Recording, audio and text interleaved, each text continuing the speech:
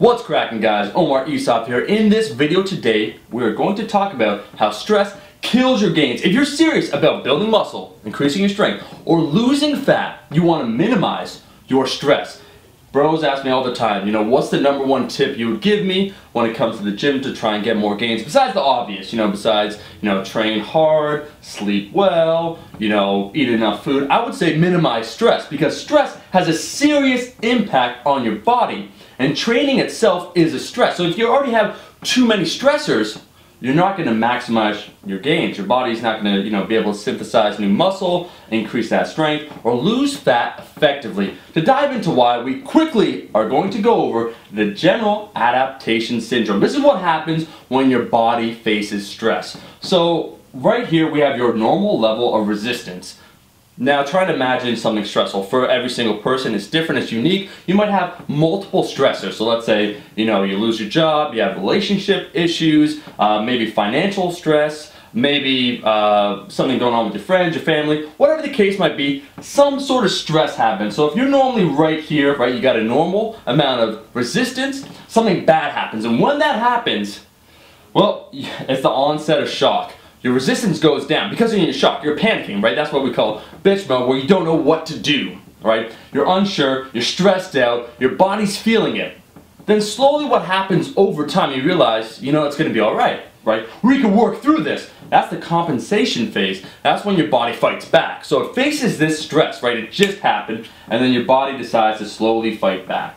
And that's when it becomes the resistance phase. Your body realizes that it can overcome this, and it compensates by entering the resistance phase. Finally, because this takes energy from your body to do this whole process of going from, being shocked to resisting, eventually there's that decomposition phase where you go essentially back down to your normal level of resistance. So every single time some sort of stress happens, you go through this whole process, right, where you get freaked out, cortisol, everything's increased, and then slowly you compensate, you resist, and finally you're back to your normal level of resistance.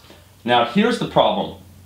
Training essentially, or trying to build muscle, follows this exact same, pretty much, adaptation syndrome. You train your muscles a lot, right? They break down, we could call that the shock phase, and then slowly they compensate, or they build themselves newer and bigger to overcome that new stress. So really, training is another stress. And when you have so many stressors going through this phase, taxing your body, right, lowering your normal level of resistance, you can't handle that training volume. What training does to your body, it won't recover effectively. So really, when we take a look at stress, it's the number one limiting factor to your gains, either building muscle, losing fat, or trying to increase your strength.